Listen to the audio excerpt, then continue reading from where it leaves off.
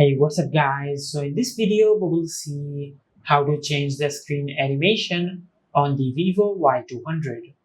Now to do that, just open the settings app on your smartphone, then scroll down and tap on dynamic effects. Now on this page, just scroll down and tap on screen on and off animation.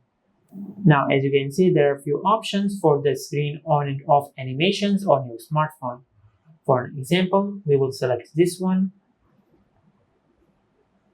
Now from here, just tap on apply. Now from here, if you press the power button to turn off your smartphone, as you can see, this will be the animation to turn off your smartphone. And once we press the power button one more time to turn on our smartphone, an animation will appear at the time we turn on our smartphone.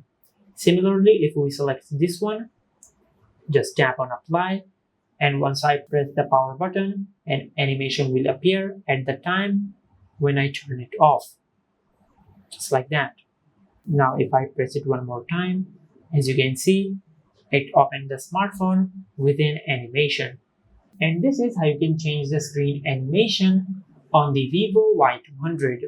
If you found this video helpful, please like the video and subscribe to our channel and hit the bell icon to get notified when we upload a new video.